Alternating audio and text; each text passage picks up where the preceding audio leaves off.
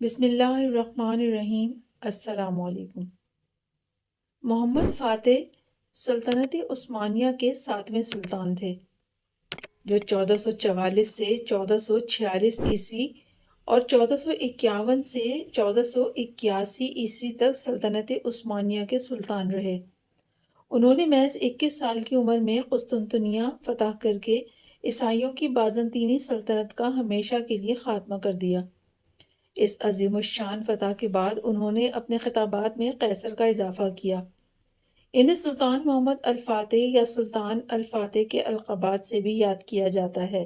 سلطان محمد ثانی نے مسیحوں کے اس عظیم مرکز اور بازنطینی سلطنت کے اس مستحکم قلعے کو فتح کر کے حضرت محمد مصطفیٰ صلی اللہ علیہ وآلہ وسلم کی خواہش کو پورا کر دکھایا۔ حضرت صلی اللہ علیہ وآلہ وسلم نے اپنی زندگی میں فتح قسطنطنیہ کی خواہش کا اظہار کرتے ہوئے اس کے فاتحین کو جنت کی بشارت دی تھی۔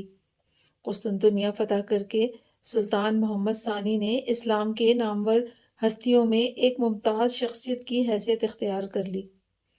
قسطنطنیہ فتح ہوا اور زمانے نے دیکھا کہ بازنطینی سلطنت کے 1000 سالہ غرور اور تکبر کے بت اوندھے منہ پڑے ہوئے ہیں، اور قسطنطنیہ کی فصیل کے نیچے حضرت ابو ایوب انصاری رضی اللہ تعالیٰ عنہ کے مقبرے پر ہلالی پرچم کا سایہ ہے۔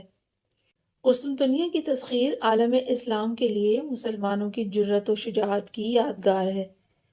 محمد فاتح نے اینس، گلاتا اور کیفے کے علاقے عثمانی سلطنت میں شامل کیے، جبکہ محاصرہ بلغراد میں بھی حصہ لیا، جہاں وہ شدید زخمی ہوئے۔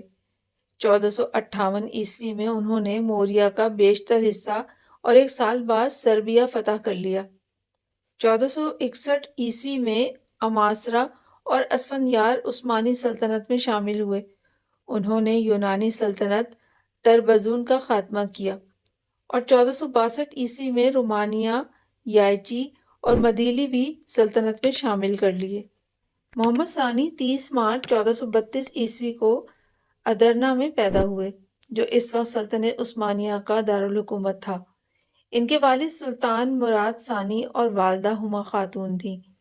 11 سال کی عمر میں محمد ثانی کو اماسیا بھیج دیا گیا، جہاں انہوں نے حکومت سنبھالنے کی تربیت حاصل کی۔ اگست 1444 عیسوی میں مراد ثانی اناطولیہ میں امارت کرمان کے ساتھ امن معاہدے کے بعد 12 سالہ محمد ثانی کے حق میں سلطنت سے دستبردار ہو گئے۔ اپنے پہلے دور بادشاہت کے دوران میں جنگ ورنا کے خدشات کے پیش نظر سلطان محمد نے اپنے والد مراد ثانی سے تخت سنبھالنے کا مطالبہ کیا، لیکن انہوں نے زاہدانہ زندگی کو ترجیح دیتے ہوئے اس سے انکار کر دیا، جس پر محمد ثانی نے انہیں ایک خط لکھا، جس میں درج تھا کہ اگر آپ سلطان ہیں تو آئیے اور فوج کی کمان سنبھالیے، لیکن اگر میں سلطان ہوں تو میں آپ کو حکم دیتا ہوں کہ میری فوج کی قیادت سنبھالیں۔ اس خط کے بعد سلطان مراد نے 1444 عیسوی میں جنگ ورنا میں عثمانی افواج کی قیادت کی۔ 1451 عیسوی میں اپنے والد سلطان مراد ثانی کی وفات پر سلطان محمد ثانی نے دوسری مرتبہ تخت سنبھالا اور 2 سال بعد ہی محاصرہ قسطنطنیہ میں کامیابی حاصل کر کے بازنطینی سلطنت کا ہمیشہ کے لیے خاتمہ کر دیا۔ اس فتح کے بعد سلطنت موریہ کو فتح کیا اور بازنطینی حکومت کی یہ آخری نشانی بھی 1461 عیسوی میں ختم کر دی۔ قسطنطنیہ کی فتح نے سلطنت عثمانیہ کو دنیا بھر میں شاندار عظمت اور عزت عطا کی اور عثمانی پہلی بار ایک بھرپور قوت کے طور پر ابھرے۔ فتح قسطنطنیہ کے بعد محمد ثانی نے اپنے لیے قیصر روم کا خطاب چنا۔ فتح قسطنطنیہ کی خوشخبری ایک حدیث میں بیان کی گئی ہے، جس میں حضور صلی اللہ علیہ وآلہ وسلم نے فرمایا کہ تم ضرور بالضرور قسطنطنیہ فتح کرو گے۔ وہ فاتح بھی کیا کمال ہوگا اور وہ فوج بھی کیا کمال ہوگی۔ مسند امام احمد بن جنبل۔ قسطنطنیہ کی فتح نے محمد ثانی کو اپنی توجہ اناطولیہ پر مرکوز کرنے کی مہلت دی۔ محمد ثانی اناطولیہ میں قائم ترک راستوں اور شمال مشرقی اناطولیہ کی مسیحی سلطنت تربزون کا خاتمہ کر کے ایشیائے کوچک کو ایک سیاسی وحدت میں تبدیل کرنا چاہتا تھا۔ اناطولیہ اور قسطنطنیہ کی فتوحات اور اسے اپنا دارالحکومت قرار دینے کے بعد محمد ثانی نے یورپ میں پیش قدمی کی وہ سابق رومی سلطنت کو سلطنت عثمانیہ کے پرچم تلے لانا چاہتے تھے، جس کے لیے انہوں نے 1480 میں اٹلی پر حملہ کیا، جس کا مقصد روم پر حملہ کر کے 751 کے بعد پہلی مرتبہ رومی سلطنت کو دوبارہ یکجا کرنا تھا، اور پہلے مرحلے میں اس نے 1480 میں اوٹرانٹو فتح کر لیا، لیکن 1443 اور 1468 کے بعد 1480 میں تیسری مرتبہ البانیہ میں سکندر بیگ کی بغاوت نے افواج کے رابطے کو منقطع کر دیا، جس کی بدولت پوپ سکسٹس چہارم نے ایک زبردست فوج لے کر 1481 میں اوٹرانٹو کو مسلمانوں سے چھین لیا۔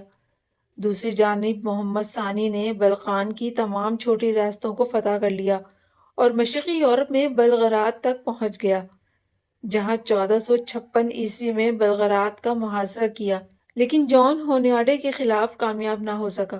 محمد ثانی عظیم فاتح ہونے کے ساتھ ساتھ علم و ہنر کا بھی سرپرست تھا۔ اس نے قسطنطنیہ کی فتح کے بعد اٹلی کے مصوروں اور یونانی دانشوروں کو اپنے دربار کا حصہ بنایا، اور مسلم سائنسدان اور ہنرمند بھی اس کے دربار سے وابستہ تھے۔ اس نے قسطنطنیہ میں ایک جامع قائم کی اور فاتح مسجد سمیت کئی مساجد، نہریں اور سرائے تعمیر کرائیں۔ محمد ثانی کا دور رواداری اور برداشت کا دور سمجھا جاتا ہے، جس میں اس نے مفتوح بازنطینیوں کے ساتھ نیک سلوک کیا، جو قرون وسطی کے یورپیوں کے لیے حیران کن تھا۔ محمد ثانی کے دور میں حکومت میں سلطنت کے مسیحیوں اور یہودیوں کے ساتھ مثالی سلوک کیا جاتا تھا، اور انہیں ہر قسم کی خود مختاری حاصل تھی۔ سلطان محمد فاتح 3 مئی 1481 کو انتقال کر گئے۔ ان کا مزار استنبول میں فاتح مسجد کے برابر میں ہے۔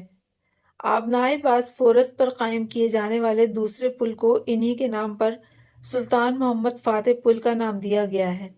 محمد فاتح صرف اپنی فتوحات کی وجہ سے مشہور نہیں، بلکہ انتظام سلطنت اور اپنی حیرت انگیز قابلیت کے باعث بھی شہرت رکھتے ہیں۔ انہوں نے پہلی مرتبہ سلطنت عثمانیہ کے لیے باقاعدہ قوانین مرتب کیے۔